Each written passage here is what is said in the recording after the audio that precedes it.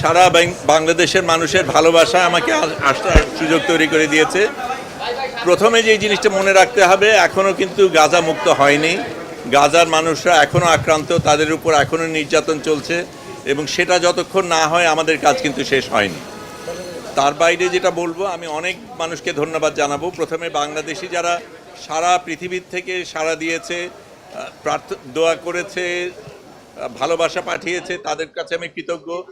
আমি তুরস্ক এয়ারলাইন্স আমাদের আসার ব্যবস্থা করে দিয়েছে, তাদের কাছে ধন্যবাদ জানাই। আমাদের দেশের সরকার যেভাবে সাড়া দিয়েছেন, আমাকে ওইখানে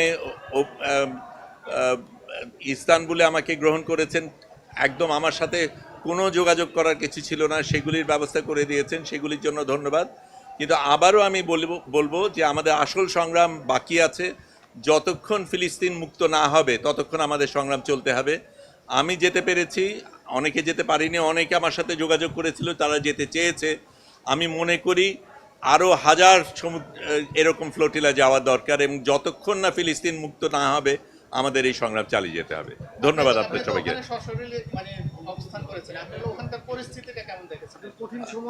আচ্ছা, কঠিন তো অনেকগুলি জিনিস, এটা ঠিক আমাদের উপর নির্যাতন গেছে, কঠিন সময় গেছে, কিন্তু গাজাবাসীদের উপর যা হয় তার তুলনায় আমাদেরটা কিচ্ছু না। যেই জিনিসগুলি হয়েছে সেটা প্রথমে আমাদের একেবারে শুরু থেকেই যেই জিনিসগুলি ছিল, একেবারে প্রস্তুতির দিক থেকে অনেকগুলি সতর্কতার ব্যাপার ছিল, নিরাপত্তার ব্যাপার ছিল, অনেক কিছু আপনারা জানতে চেয়েছেন, আপনাদের জানানো যায়নি নিরাপত্তার কারণে, কিন্তু আমাদের একটা স্ট্র্যাটেজিক্যালি চলতে হয়েছে।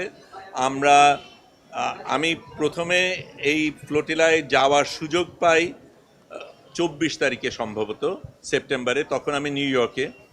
তখন খুব দ্রুত টিকিট কেটে ঢাকায় এসে ঢাকার থেকে বদল করব, কাজে আমি ওখান থেকে আম্মান যাই, আম্মান থেকে দোহা যাই, দোহা থেকে ঢাকায় আসি, ঢাকায় এসে এখানকার কিছু কাজ সেরে অল্পক্ষণের মধ্যে আবার ফ্লাইট নিয়ে রোমে যাই।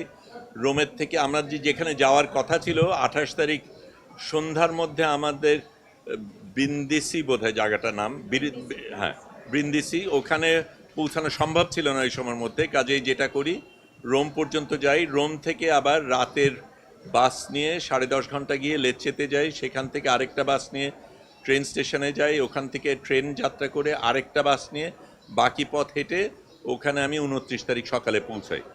সেই দিন আমাদের প্রস্তুতি পর্ব ছিল, ট্রেনিংয়ের ব্যাপার ছিল। পরের দিন সকালবেলা আমরা রওনা দিই এবং তখন থেকে আমরা যাত্রা শুরু করি।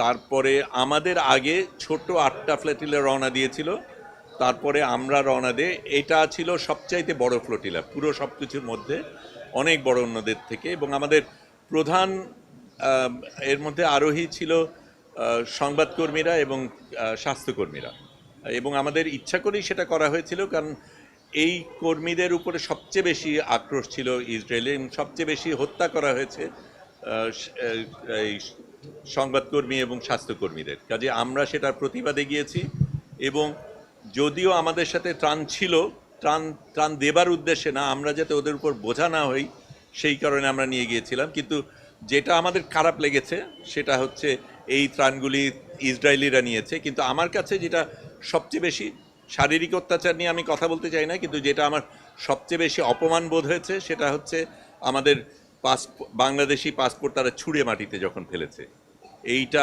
আমাকে ভীষণভাবে আক্রান্ত করেছে। এবং এই অপমান বোধের এটার জন্য আমাদের বিচার আদায় করে নিতে হবে এবং কোনো দেশ আমাদের সাথে এইভাবে আচরণ করে পার পেয়ে যাবে সেটা যাতে না হয় আমাদের দেখতে হবে।